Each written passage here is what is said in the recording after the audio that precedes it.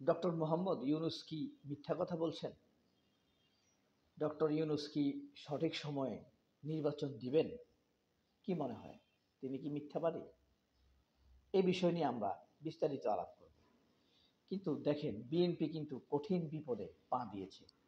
কঠিন বিপদে বিএনপি। কি বিপদ? কিভাবে বিপদে পড়ছে? কারা এই বিপদে পড়ার জন্য দায়ী? তারেক রহমান কেন এই বিপদ থেকে উদ্ধার করার সম্ভাবনা কম বা পারবেন না? সে বিষয় নিয়ে আমরা আলাপ করব। তার আগে আমরা যেটি আলাপ করব সেটি হলো,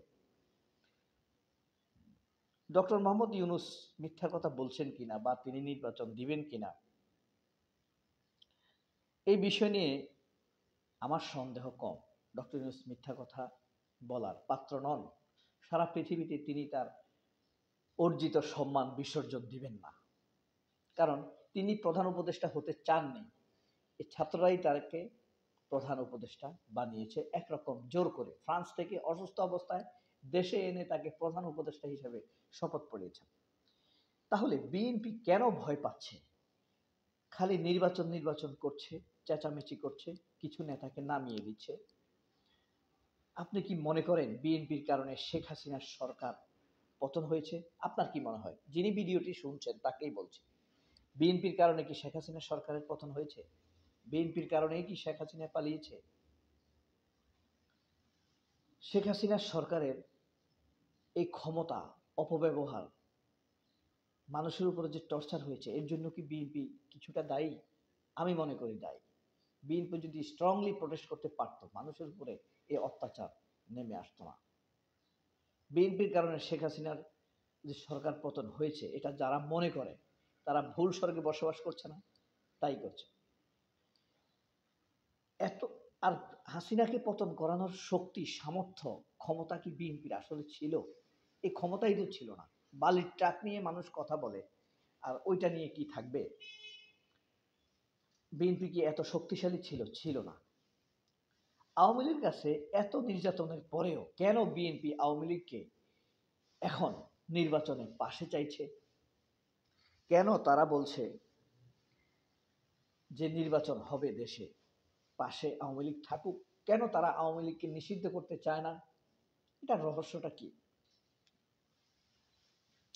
তাদের পুনর্বাসনে ব্যস্ত কেন বিএনপি? দলের ভিতরে ঢুকিয়ে সিপিবির মাধ্যমে নানানভাবে কেন বিএনপি তাদেরকে পুনর্বাসন করতে ব্যস্ত? এটা কি ভারতের সাথে বিএনপি সম্পর্কের কারণে? দেশের মানুষ কি বিষয়টা বুঝতে পারছে? বলুন তো, আপনি কি বুঝতে পারছেন? বিএনপির সাথে যে আওয়ামী লীগের একটি বা ভারতের একটি এলাই তৈরি হয়েছে, সেনাবাহিনীর ভিতরে দুষ্কৃতিকারী অপরাধী অফিসারদের একটি এলাই তৈরি হয়েছে, এটা কি আপনারা বুঝতে পারছেন? মানুষ কি বুঝতে পারছে বলে মনে হয়? আপনি বুঝতে পারছেন, ভালো কথা, কারণ আপনি শতে একজন, 1000-এ একজন। এই জিনিসগুলো মানুষ বুঝতে পারার কথা না। মানুষ কি বুঝতে পারা সম্ভব এত কঠিন জিনিস? তবে একটা জিনিস বলে রাখি, বাংলাদেশের রাজনীতিতে নতুন মোড় নিয়েছে, এক অদ্ভুত সমীকরণ তৈরি হয়েছে, এটা কিন্তু সত্যি কথা। সেই সমীকরণটা কি? ডক্টর মোহাম্মদ ইউনুস ডক্টর মোহাম্মদ ইউনুস একা একটি দলের চাইতে অনেক বেশি শক্তিশালী। এই শক্তি জনতার শক্তি, সততা, এই শক্তি দেশপ্রেমের। ডক্টর ইউনুসের সাথে যেমন জনতা আছে, ডক্টর ইউনুসের সাথে সততা আছে, ডক্টর ইউনুসের দেশপ্রেমও আছে। তিনি একজন প্রথম সারির আন্তর্জাতিক মানের ব্যক্তিত্ব। এই পৃথিবীতে যদি আপনি 20 জন পরিচিত মানুষ কাউন্ট করেন, ডক্টর ইউনুস তাদের মধ্যে নিশ্চিতভাবে একজন।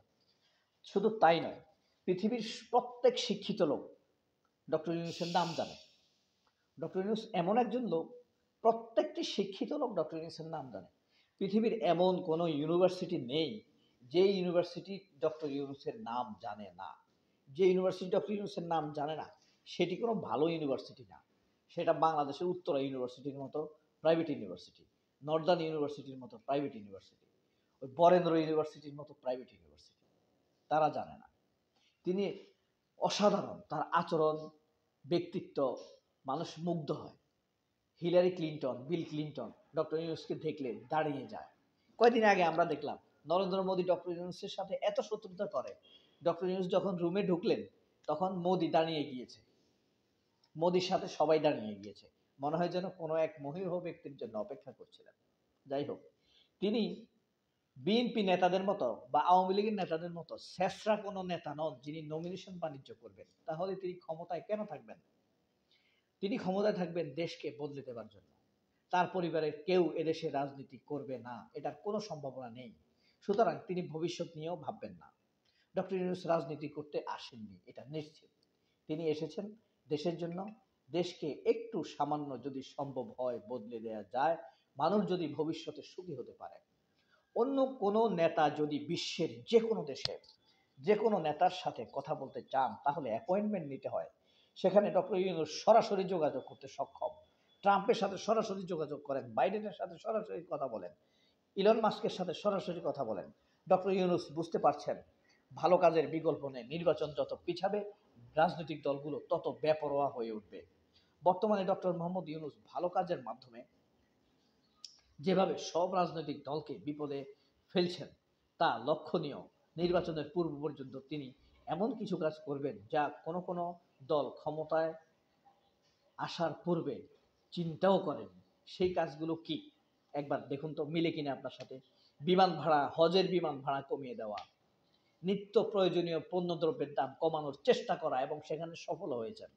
পাচারকৃত অর্থ ফেরত আনা, শেখ হাসিনা বা বিএনপি যারাই অর্থ পাচার করেছে তাদের অর্থ ফেরত আনা, সিন্ডিকেটের বিরুদ্ধে ব্যবস্থা গ্রহণ করা এবং অপরাধ নিয়ন্ত্রণ করা। এই কারণে তিনি জনগণের হৃদয়ে জায়গা করে নিয়েছেন। সময় যতই যাচ্ছে ডক্টর ইউনূসের জনপ্রিয়তা ততই বাড়ছে। যে দলই নির্বাচন দাবি জানাচ্ছে, জনগণ তাদের উপরে বিরক্ত হচ্ছে, বয়কট করছে। খেয়াল করেছেন আপনারা? যখন শেখ হাসিনা ক্ষমতায় ছিলেন, তখন একাধিকবার আমিও ভিডিওতে বলেছিলাম ডক্টর ইউনূসকে নিয়ে সরকার মহাচিন্তায়, না পারছে গিলতে, না পারছে ফেলতে। এখন কথা হলো, জনগণ ইতিমধ্যে টের পাচ্ছে দেশ কোন দিকে যাচ্ছে, কে কি চায়। বর্তমান রাজনৈতিক পরিস্থিতি বেশ অস্থির এবং জটিল। জনগণ চাইছে ডক্টর ইউনূস আরো 10 বছর ক্ষমতায়, 5-10 বছর ক্ষমতায় থাকুক। আন্দোলনের ডাক দিলেও অনেকেই তাদের আন্দোলনে অংশগ্রহণ করবে না। জাতির কাছে তারা ফাত্রা হয়ে যাবে এখন যদি ডক্টর ইউনূস সরকারের বিরুদ্ধে তারা আন্দোলনের ডাক দেয়। ডক্টর ইউনূস শুধু বাংলাদেশের নয়, বরং তিনি সারা পৃথিবীর মানুষকে দেখিয়ে ছাড়বেন। শুধু মির্জা আব্বাস আর মির্জা ফখরুল নয়, বা শেখ হাসিনা নয়, হাসান মাহমুদ ওবায়দুল কাদের নয়, সকল অপরাধীকে তিনি দেখিয়ে ছাড়বেন। মির্জা ওবায়দুল কাদের এদেশের এক অমূল্য সম্পদ। শেখ পরিবার ও আওয়ামী লীগকে তিনি মোটামুটি মুখে নিয়ে নিয়েছেন। 1000 বছরের একবার এমন একজন মানুষের জন্ম নেয় যিনি সত্য, সততা, সঠিক মূল্যবোধের পরিচায়ক। তাকে ঠেকানোর চেষ্টা নয়, বরং তাকে সহযোগিতা করা উচিত বিএনপির। কিন্তু বিএনপির এই মির্জা ফখরুল ইসলাম আলমগীর একাই রুমিন ফারহানাদেরকে নিয়ে তার বিরুদ্ধে লেগেছে। এখন এই যে বামপন্থী নেতা তো মির্জা ফখরুল, এরা খুব চালাক, পিনাকিও বলেছিল। এখন এরা সরকারের বিরুদ্ধে সালাউদ্দিন আহমেদ, মির্জা আব্বাস, রুহুল কবির রিজভী এদেরকে লেলিয়ে দিয়েছে।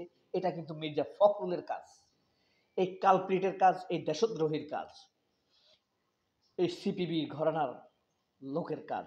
আসুন আমরা সবাই মিলে বরং মির্জা ফখরুলদের কথা আমরা শুনবো না, এরা পচে যাবে। আমরা সবাই ডক্টর ইউনূসকে সহযোগিতা করি, দেশ পরিবর্তনের স্বপ্নকে বাস্তবায়ন করি।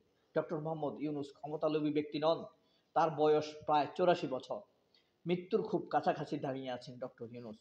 মৃত্যুর কাছাকাছি দাঁড়িয়ে মানুষ হয় কবরের কথা ভাবে, নয়তো তার অতীতের কথা ভাবে এবং খুব নিকট বর্তমানের কথা ভাবে।